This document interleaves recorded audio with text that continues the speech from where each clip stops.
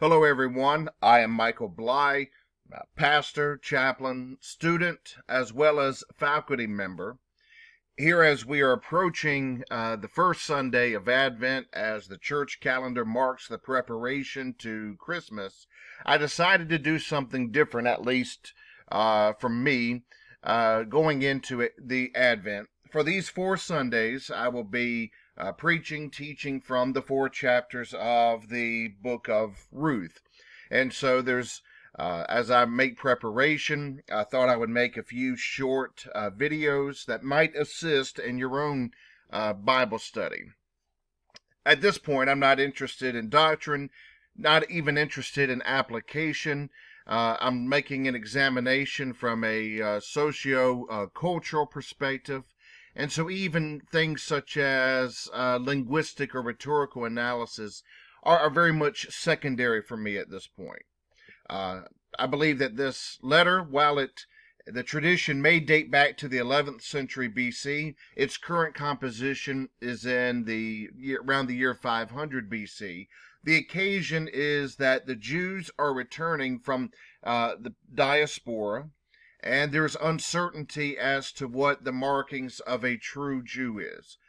I'll get more into that in subsequent videos, but for now, as I begin, let's see, I've got my Hebrew text as well as this paraphrase, an excellently done paraphrase by Jason Georges, a scholar who has served in missional aspects in various honor-shame cultures around the world. And so, therefore, from his own experience, he understands that first century Mediterranean dynamic better than I would in my own individualistic Western context. And so, this is the only paraphrase that I ever recall using in my life. And at this point, I'm quite content with its content. Looking at the first 5 verses, and verse 1, a long time ago, before the days of King David, a man named Elimelech lived in his ancestral village of Bethlehem. In this first chapter, the only break that I will make from this paraphrase is that the Hebrew version, as well as most English versions, will give the context being the days that the judges rule. That is an important omission here of this otherwise very solid paraphrase. It's important to recognize the time of the judges from this literary point of view as well as historical point of view. The book of Judges, we find a deep lack of loyalty and virtue. There's kidnappings, rape, abuse, murder, dirty politics, and very corrupt priesthood. And so it's within that that this story now comes to light. A man named Elimelech, he lived in Bethlehem, Bethlehem. Bethlehem was always small. During this era, there was nothing significant about it, except that it was not far from Jerusalem. It was part of Judah, and the people of Judah had a higher honor status because of being of the tribe of the firstborn of Jacob.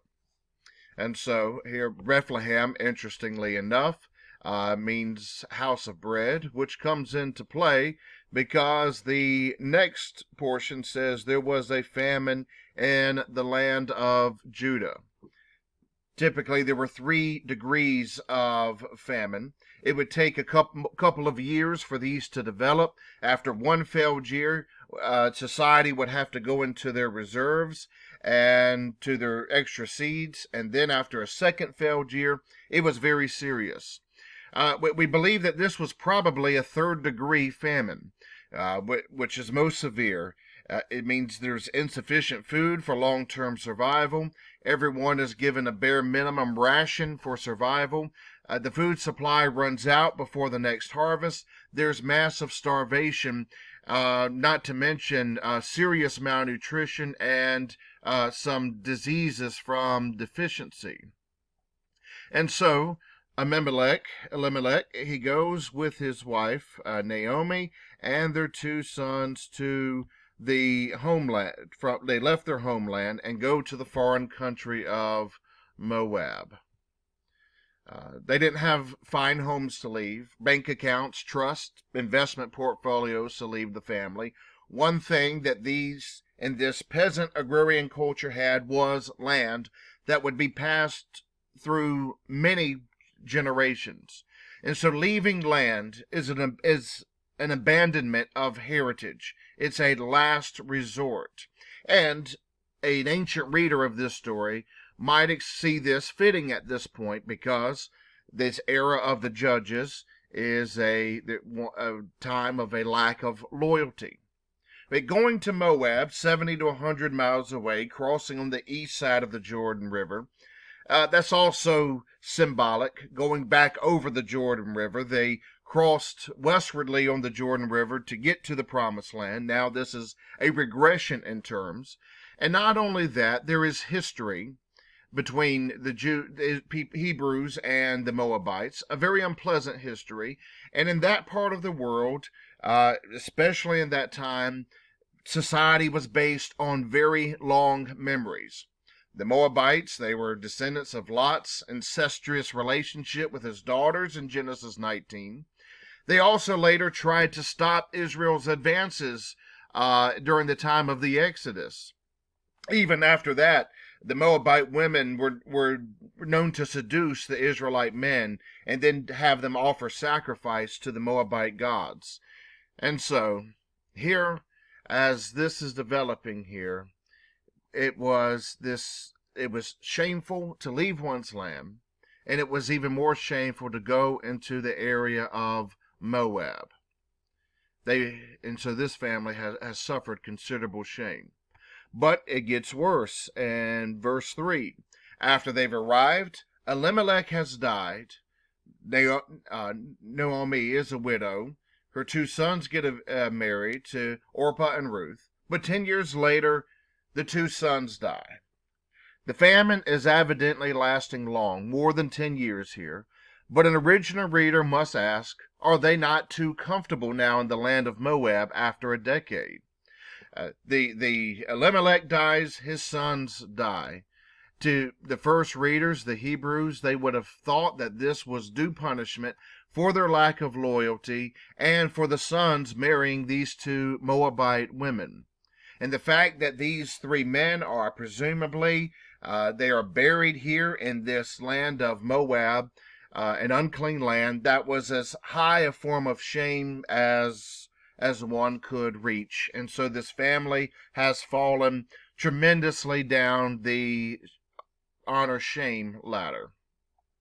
And then the last portion, here in verse 5, it says, Naomi became a childless, destitute widow in a foreign land, with no children, no land.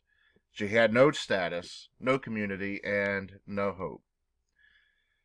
During this time, women were seen as something of incubators of children.